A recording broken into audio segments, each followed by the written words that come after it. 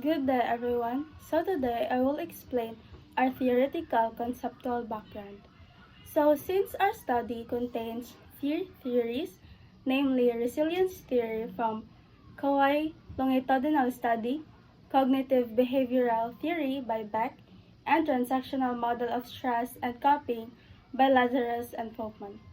So the resilience theory from Kawai longitudinal study presents the findings that trace the development path of multiracial cohort of children who had been exposed to perinatal stress, chronic poverty, and a family environment troubled by chronic discord and parental psychopathology, cited by Werner in 1993.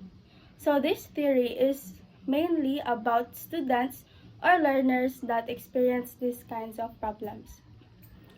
So children exposed to socio-economic adversity have elevated levels of psychological difficulties immediately and long term. However, few studies have examined the consequences of long-term patterns of dynamic trajectories of family income. The Danish National Birth Cohort, or DNBC, is a longitudinal population-based birth cohort study in 1996 to 2002.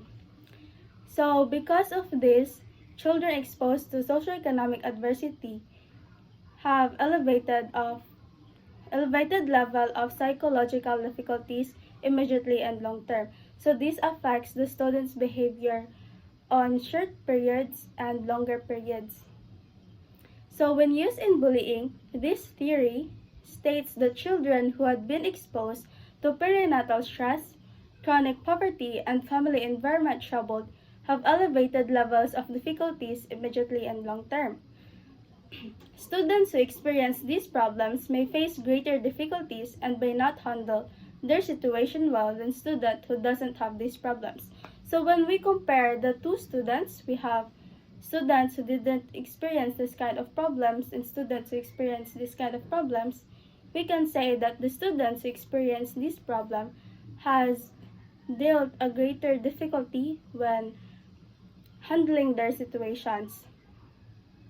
Then bullying has detrimental effects on students' health, well-being, and learning. It can make students feel lonely, unhappy, and frightened, resulting in an unfocused mind that affects the student's learning engagement at school. So bullying also is one reason why students is become unfocused at school, and it also affects their academic performance. So the more the students dwell on being bullied, the more in time will their stress level increases, causing the mind to feel weak, which affects academic performance. So bullying is also one reason of the stress of the students. And also, next is the second theory, which is the Beck's cognitive theory considers the subjective symptoms such as a negative view of self, world, and future-defining features of depression.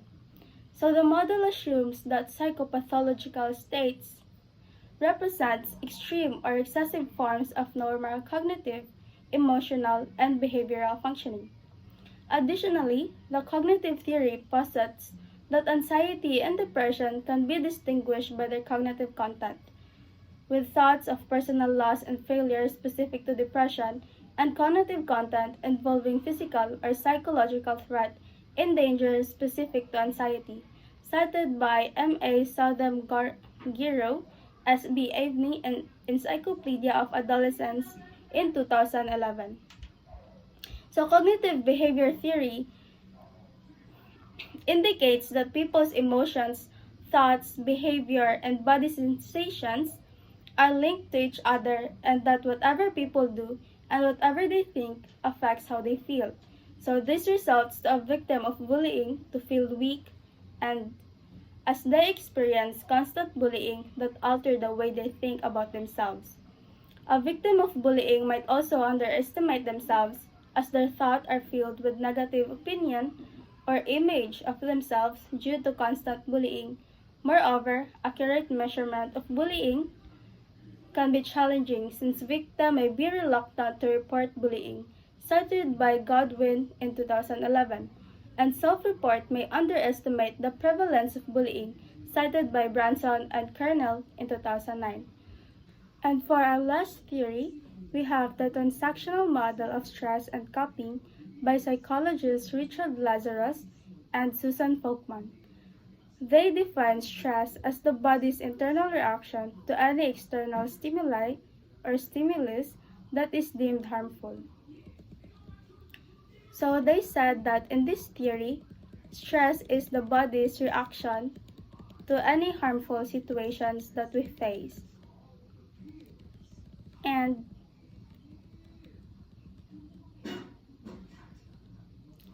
stimulus equivalence, a phenomenon discovered by Sidman in 1971.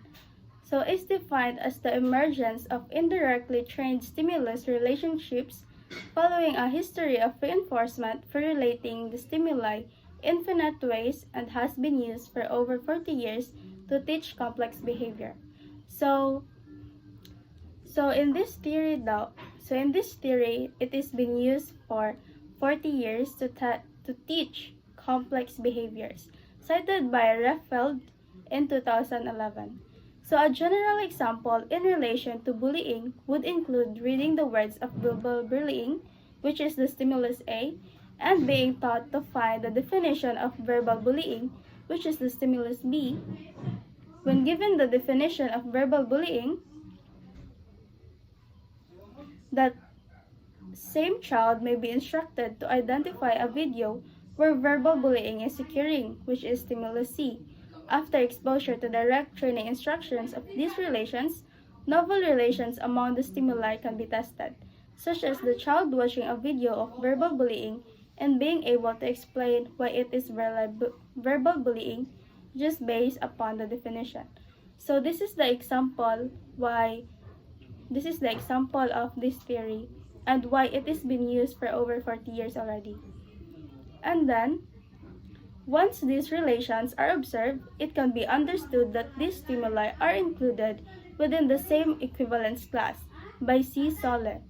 When in this theory, coping refers to cognitive and behavioral efforts to master, reduce, or tolerate the internal and or external demands that are created by the stressful transaction.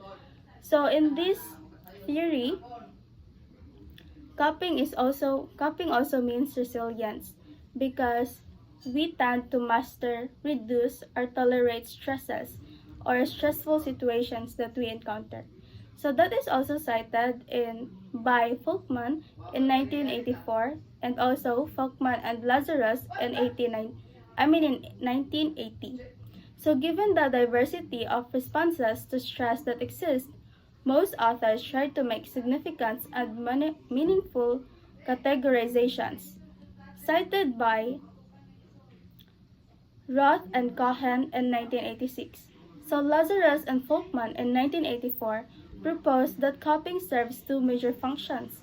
One is the regulation of emotions or the stresses that come with a stressful situation, or emotional focus coping, and the other is the management of the problem that is causing the stress by directly changing the elements of the stressful situations. So first is Lazarus and Folkman proposed that coping serves two major functions. So the first one is the regulation of emotions or the stresses that come with the stressful situations.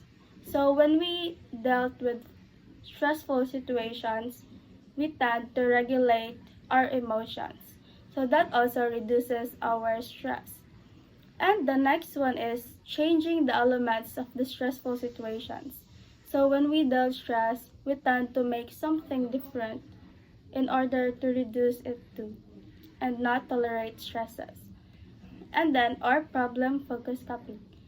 And the next is, this theory states that bullying leads to negative self-perception in dysfunctional functions that will be harmful for the student's mental and emotional well-being. So bullying is also the one factor that leads to the negative self-perception of the students to themselves. And this is cause of the harmful. This is also harmful for the students as well. in their minds and emotionally and physically. And then, this theory elaborates that stress as the body's internal reaction is deemed harmful, which is cited by Hans Selye, who coined the term stress, observed that prolonged and severe stress responses can lead to disease and tissue damage. So, the more we dealt with stresses, our the more we face diseases and tissue damage. So in order to cope up or in order to reduce that, we tend to use the we tend to use the two coping that I have mentioned earlier. And then Selye defines stress as the non-specific response of the body to any demand for change. So when we dealt with stress, that is our sign that we need to change to reduce that and not to face stresses that will be severe for us and that will affect us also. And also, this theory also states that coping serves two major functions: to regulate emotion or distress and to manage the problem that is causing the stress by changing element that causes stress. So, first one is to regulate emotions. That is the first way to reduce our stresses that we dealt in everyday life. And then, to manage the problem that is causing the stress. We can also say that we tend to avoid situations that causes stress. That can be number two also. And that by changing element that causes stress. So, if you feel stressful that they bully you, so you just avoid them, but because everybody is unique in their own way, and if that is their opinion of you, then you can just let them perceive you that way. And that is all for our theoretical conceptual background.